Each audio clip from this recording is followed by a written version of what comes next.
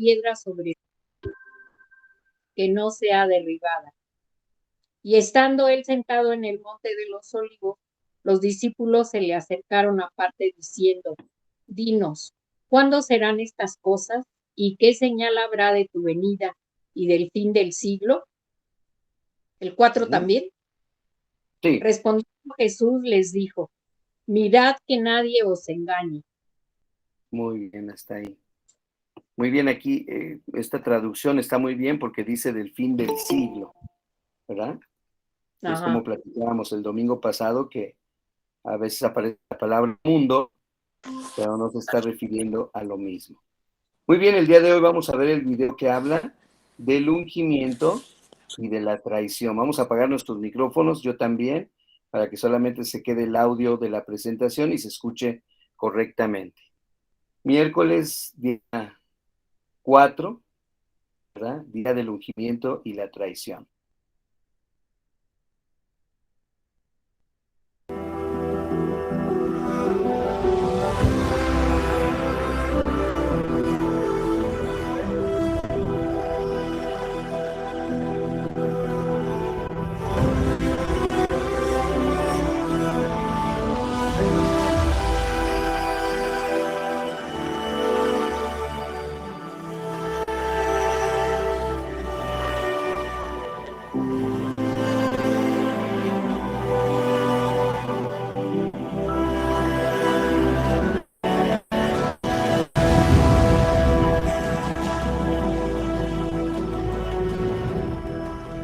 Comenzamos esta Semana Santa considerando el Domingo de Ramos como el día de la manifestación mesiánica de Jesús, el día lunes como el día de la manifestación del poder mesiánico de Jesús y el día martes como el día de las controversias de Jesús. El día miércoles fue también un día singular, en medio de una semana tan difícil para Jesús. Este fue un día de ungimiento y traición. Justo en la mitad de la semana, este día fue de gran importancia para Jesús. Por un lado, la unción confirmó que iba camino a una muerte redentora, mientras que la traición mostró cuán necesaria era esa muerte para liberar a los seres humanos de sus contradicciones más absurdas y mostrar el amor abnegado más grande con su entrega. Conforme la tradición judía, el día miércoles comenzó al atardecer del día martes, con la aparición en el firmamento de la primera estrella. Así pues, con las últimas luces del día y mientras iban camino a Betania, donde pasarían esa noche, Jesús y sus discípulos hicieron un alto en el camino para contemplar a lo lejos la imagen rutilante del templo revestido en mármol blanco e iluminado por los últimos reflejos del sol poniente y las primeras antorchas de la noche. Así, desde lo alto del monte de los olivos, Jesús les habla a sus discípulos usando un lenguaje apocalíptico y les anuncia 3 eventos que ocurrirían en el futuro: la destrucción inminente de Jerusalén, su segunda venida victoriosa y el fin del mundo. Este es el gran discurso escatológico de Jesús. Por un lado, Jesús profetiza sobre tragedias venideras. Ahora Jesús anuncia la destrucción de la ciudad y su templo. Todo sería derribado. Estas afirmaciones provocaron por lo menos 3 preguntas de los discípulos. Primero, ¿cuándo ocurriría la destrucción del templo? Segundo, ¿cuál será la señal de esa destrucción venidera? Y tercero, ¿cuándo será el fin del mundo y el comienzo de la nueva era que Jesús decía estar anunciando? Jesús les responde que vendría un tiempo de grandes conflictos de todo orden. Conflictos con engañadores que predicarían evangelios falsos, conflictos internos como guerras y revoluciones intestinas, conflictos internacionales en los que chocarían nación contra nación, conflictos en la naturaleza con terremotos, hambre y epidemias por todas partes, e incluso conflictos para los discípulos como persecuciones por parte de los judíos y otros opositores a la difusión del evangelio. Por otro lado, Jesús profetiza sobre la destrucción de Jerusalén.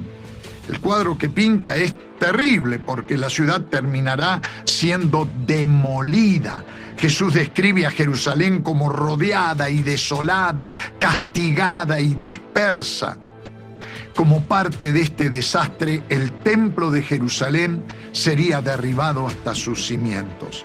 Esta estructura era deslumbrante y fue motivo del comentario de los discípulos de Jesús, que mayormente eran galileos, es decir, eran provincianos, y en su tierra de origen no habían conocido algo tan fabuloso.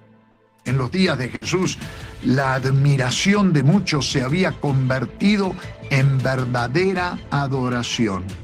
No obstante, esta enorme estructura levantada con bloques de piedra caliza y en buena parte revestida de mármol blanco, fue destruida 37 años después por los ejércitos del general romano Tito Vespasiano. Además, Jesús profetiza sobre eventos venideros, quizás dando a entender su propia segunda venida en gloria. En relación con este evento, anunció algunas señales cósmicas. Con imaginería apocalíptica señaló que arriba, en el espacio exterior, el sol, la luna y las estrellas se veían conmovidos de manera especial.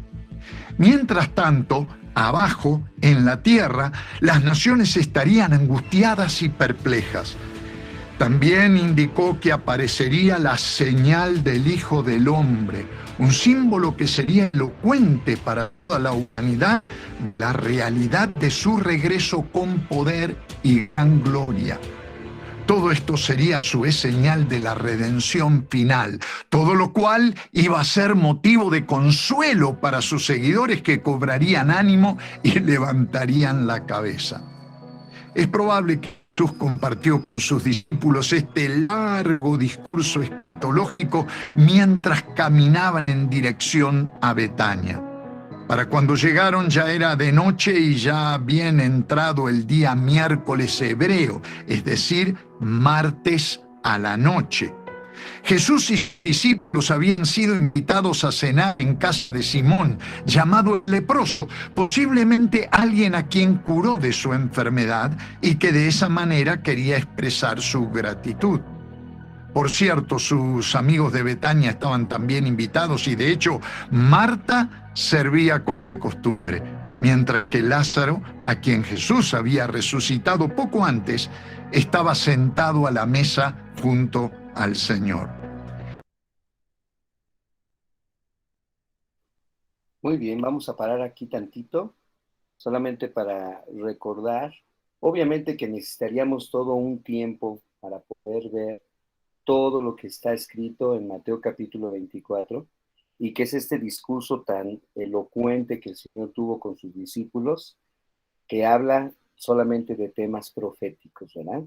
Entonces, bueno, es solamente para mencionar todo lo que sucedió mientras anochecía, mientras empezaba ya el miércoles, y mientras llegaba a Betania, a casa de sus amigos, como dice el hermano Pablo, ¿verdad? Solamente entonces dejar bien claro que todos estos eventos que ocurren y que leemos ahí en Mateo capítulo 24, todos están relacionados escatológicamente, ¿verdad? Todo tiene que ver con la segunda venida, pero algo que mencionó que es muy importante, que dejó bien claro el hermano, es que estas palabras que el Señor Jesús le dijo a sus discípulos son palabras para darles consuelo, para darles ánimo, para hacerlos sentir tranquilos ante las situaciones, ¿verdad? Quizás nosotros leemos ahorita Mateo 24 y después de estar pasando por esta pandemia, decimos, a lo mejor todavía falta más, ¿verdad? Pero en realidad era para traer confianza a los corazones, saber que la venida del Señor iba a estar cerca, ¿verdad? Y bueno, ellos preguntaron claramente qué sería del fin del siglo, así que no solamente les habla Jesús sobre el final de Jerusalén, sino que les habla también sobre el final del siglo. Y en ese momento, pues el hermano está diciendo que va a Betania, a la casa de sus amigos, prácticamente a la casa de Simón el leproso, ¿verdad? Y vamos a leer Marcos, dejemos un poquito Mateo, vamos a leer Marcos capítulo 14. Mayra, ¿nos quieres leer del 3 al 9? Marcos capítulo 14, del 3 al 9.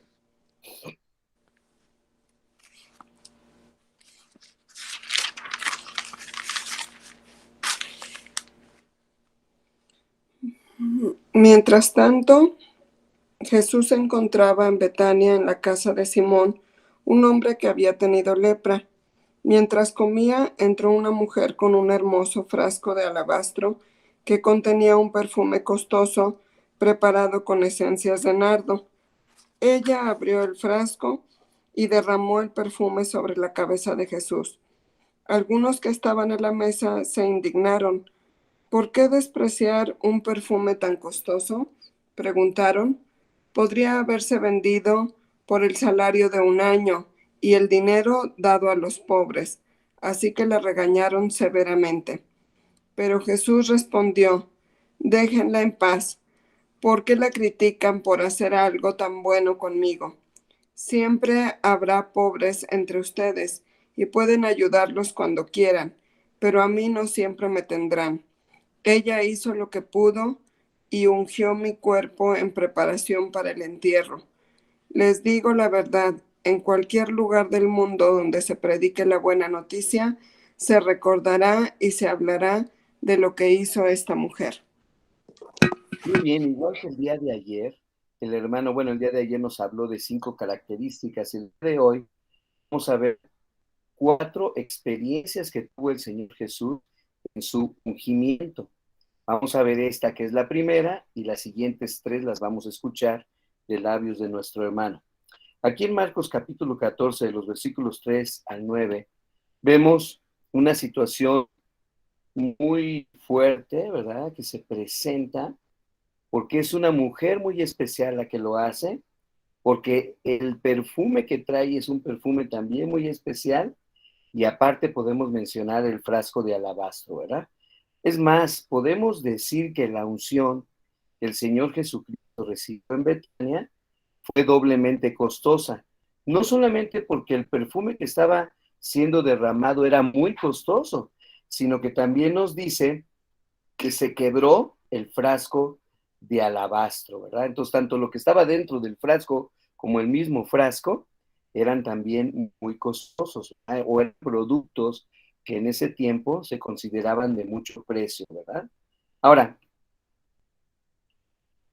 ¿hasta dónde llevó el amor que tenía esta chica hacia nuestro Señor Jesucristo, que derrama este perfume y rompe este alabastro tan costosos?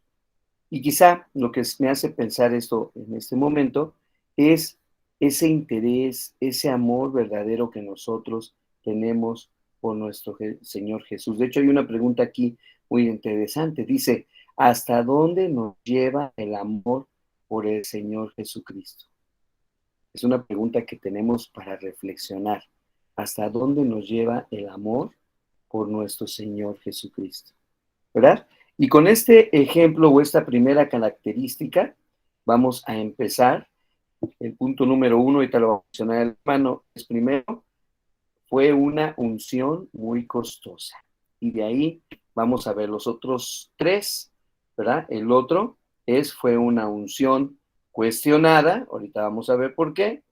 Fue una unción hermosa, pero la más importante fue una unción profética.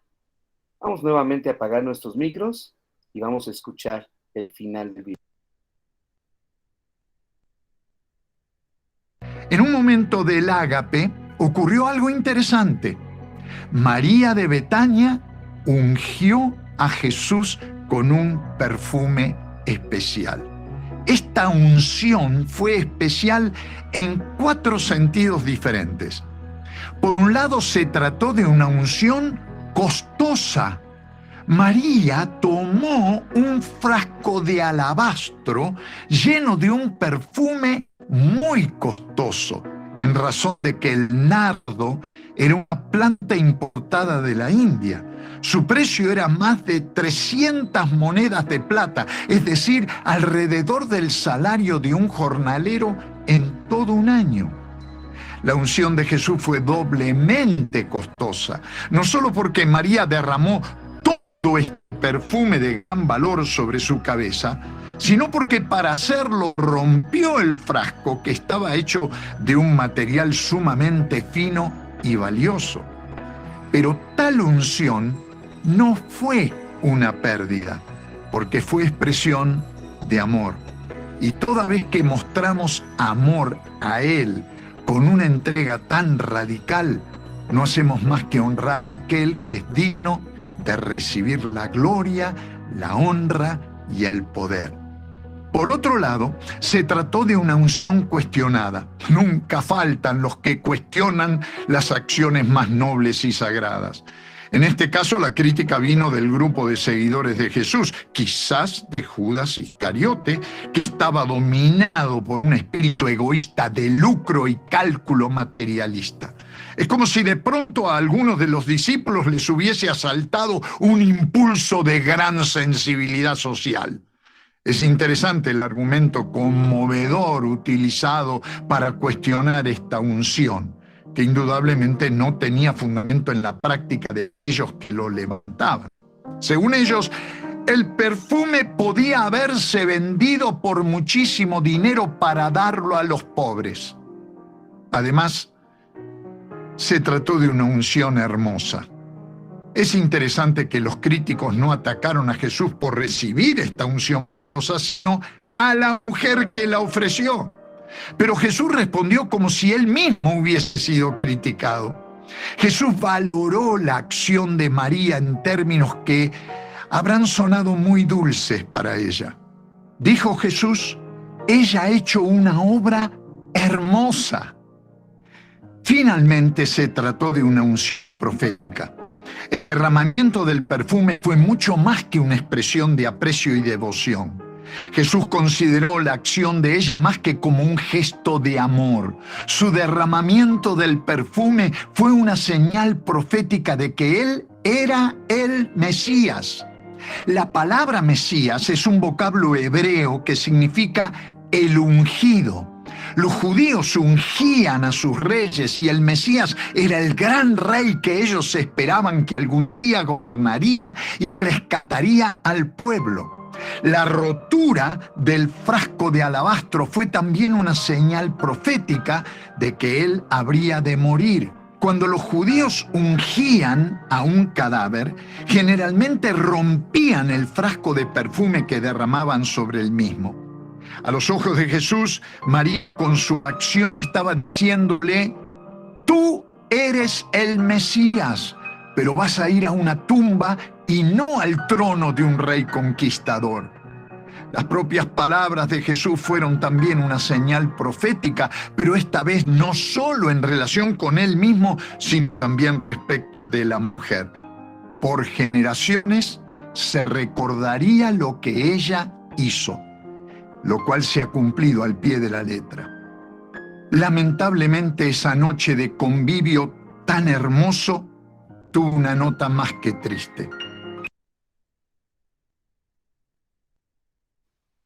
Muy bien, vamos a leer ahora. Les voy a pedir que busquen Mateo, capítulo 26, para leer del 14 al 16. Suegra, ¿usted nos puede ayudar? Mateo 26, del 14 al 16. Entonces uno de los 12, que se llamaba Judas Iscariote, fue a los principales sacerdotes y les dijo: ¿qué me queréis dar? y yo os lo entregaré. Y ellos le asignaron 30 piezas de plata. Y desde entonces buscaba oportunidad para entregarlo. ¿Hasta Muy cuándo? bien. Hasta el 16. Muy bien. Sí leyó hasta el 16, ¿verdad? Sí. Ujú. Muy bien. Obviamente que lo que nos sugiere el pasaje, y es al punto al que va a pasar, el punto final al que va a pasar ahorita el hermano, es que lamentablemente, esa noche para nuestro Señor Jesucristo tuvo una nota que podemos decir es la nota más triste, porque aparte del ungimiento es la parte de la traición, ¿verdad? Ahora, podemos ver que el motivo o lo que motivaba a Judas, como ya lo habíamos visto porque hemos leído los evangelios en otras ocasiones, no era más que su ambición por obtener más dinero, ¿verdad? Porque ¿para qué regresó Judas Iscariote esa misma noche a Jerusalén? Pues lo hizo para acordar con los principales sacerdotes cómo sería la forma y la manera en que él les entregaría a nuestro Señor Jesús.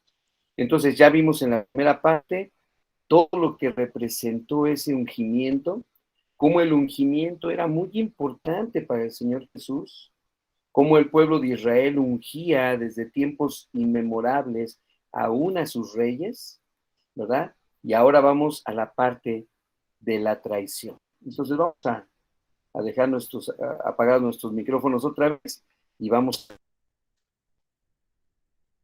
al final, que es la parte de la traición.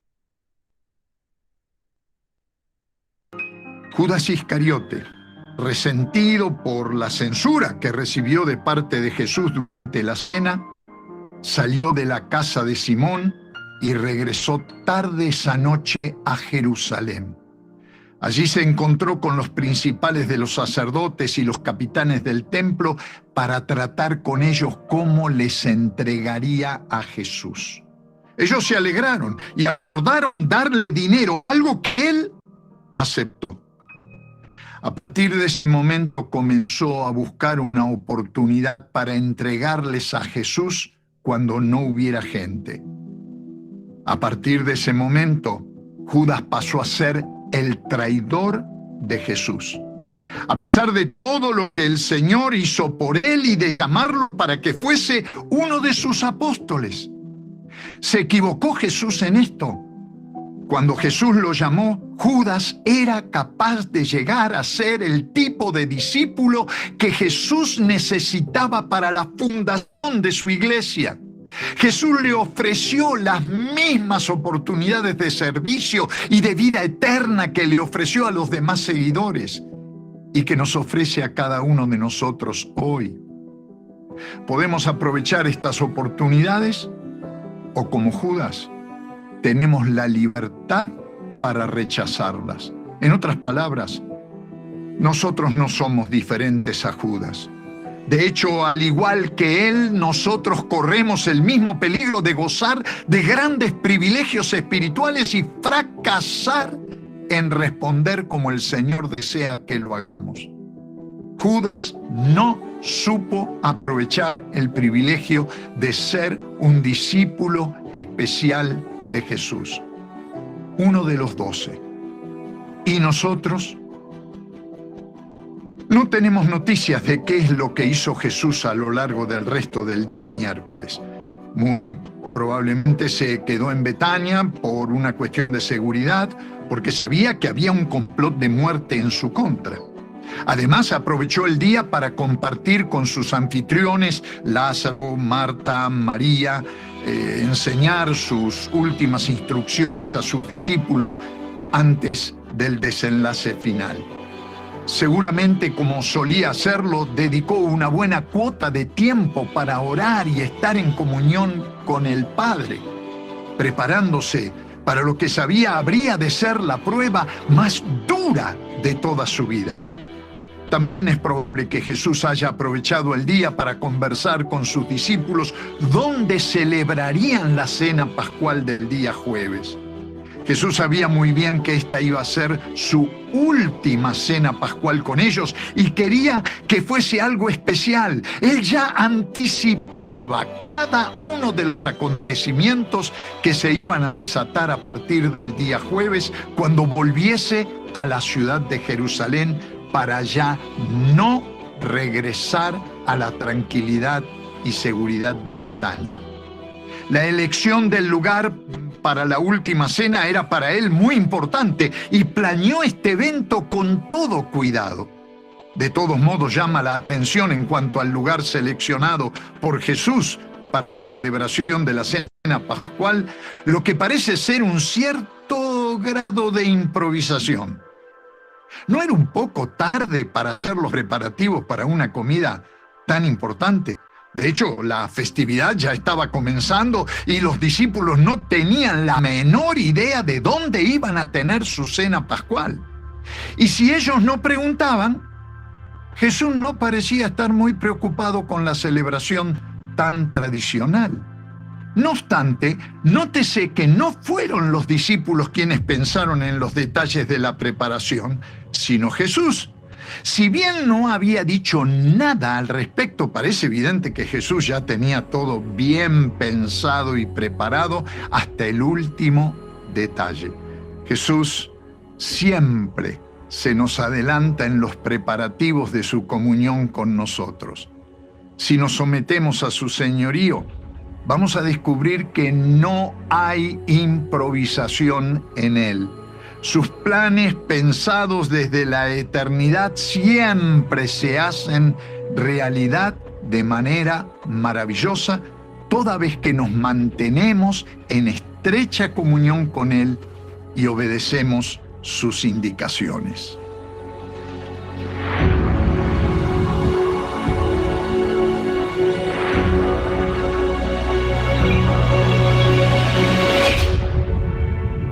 Muy bien, Lucas capítulo 22, 15, hablando de estos momentos de traición, pero también de los momentos de la Pascua, dice el Señor: cuánto he deseado comer con vosotros esta Pascua antes que padezca. Esta es una de las fiestas más importantes de nuestro Señor, a la que nos ha invitado siempre a participar. Y es interesante ver el interés de Jesús en que participemos, ¿verdad? Pero también Él participar con nosotros. Me gustó mucho este versículo que está en Lucas 22, 15, otra vez: cuánto he deseado comer con ustedes esta Pascua antes de que padezca. Y bueno, y otro versículo relacionado también, donde nos dice que Él no volverá a probar del fruto de la vid ni a participar, ¿verdad?, de esa Pascua, hasta que lo haga de nuevo, ¿verdad?, con nosotros, pero ya en el reino de su Padre, ¿no? Entonces, es interesante ver que esta fiesta incluso va a continuar en el reino. Ya cuando el Señor Jesús esté reinando, seguiremos celebrando estos momentos tan importantes, ¿verdad? Cuando leemos en la palabra del Señor y vemos cómo van transcurriendo los días y las horas en que había de presentarse ese momento tan especial, pregunto si nosotros anhelamos tener esa comunión con Él, compartir esa cena con Él, ¿no? Y saber también que Él espera de nosotros que anhelemos también pasar este momento con Él, ¿no? Bueno, tenemos dos personas que podemos contrastar en el estudio de hoy: la personalidad de María, y que contrasta grandemente con la personalidad de Judas. Nada más pensemos esto: ¿qué sentimientos albergaría en el corazón esta María hacia Jesús?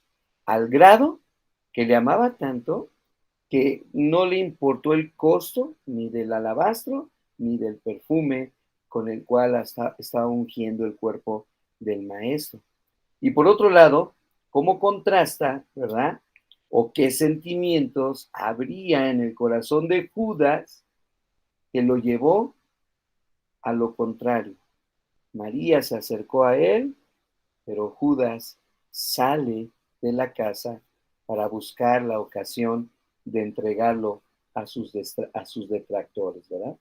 Así que, hermanos, cada uno de nosotros, como los ejemplos humanos que vimos este día, podemos tener fortalezas, pero también podemos tener fracasos. Pero lo importante es mantener nuestra comunión estrecha con el Señor Jesucristo. Buscar ser leales a Él, buscar obedecerle a Él en todo lo que Él nos ha mandado. Así que hoy es el día 4, ¿verdad? Y hemos presentado el ungimiento, pero también la traición de nuestro Señor Jesús. ¿Algún comentario final antes de orar?